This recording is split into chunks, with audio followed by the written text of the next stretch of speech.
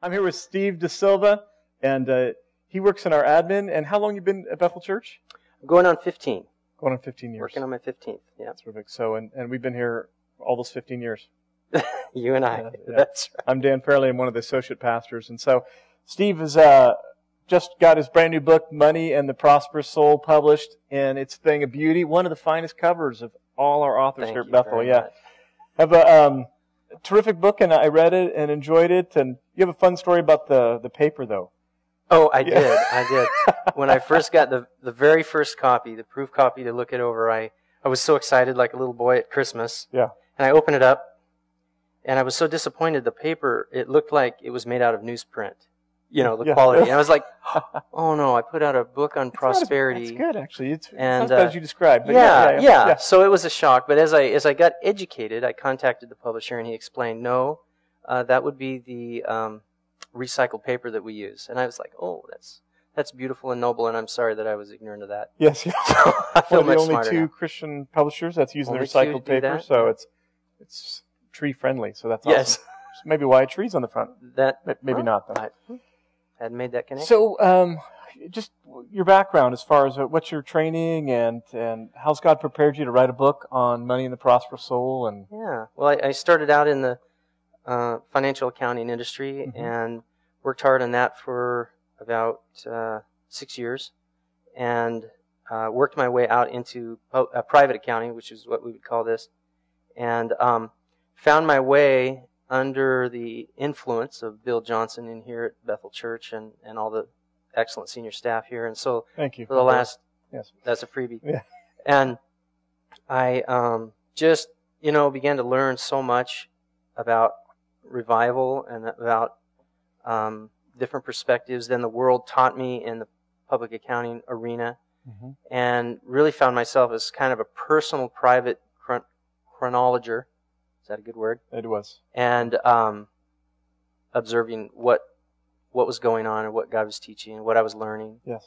And then took a risk some years ago and thought I would start trying to teach pieces of that. And I started out with I think it was a 4-week Sunday school class for some adults here at Bethel. And that grew into what I now teach, Prosperous Soul. And it's a 12-week class I co-teach with Charlie Harper. Yeah.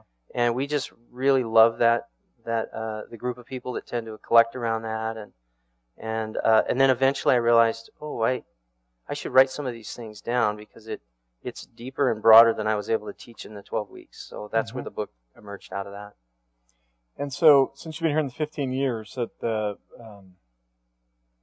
budget, the numbers that we've been dealing with, we went through some really hard years during the beginning of the renewal. Here in church, and so I know part of your training was making ends meet when with really difficult seasons, and learning not to panic, and learning about one of the what I thought was one of the most rewarding experiences was to understand that hardships, as we would move in and out as an organization, out of tight financial times and then boom financial times, we moved in and out of those, disconnecting my my connection that God is in a good mood to the circumstances I was moving through. Yeah. And I had to disengage that because for some reason I was getting affirmation when finances were strong. I felt like God loved us and we were in in good place. But when finances got tight, it was like, is God really here? Am I hearing him right? I began to question. And I find a lot of people do that in the financial realm because we assume that God is communicating through our finances, and I think He can, of course, do that. But a lot of times I think, God built the church to move in and out of difficulties and struggles and be a light the entire time. Yes. And not just be bright when things are good and then be really quiet when things are bad and hope nobody says, how come your information isn't working? How come your gospel isn't working?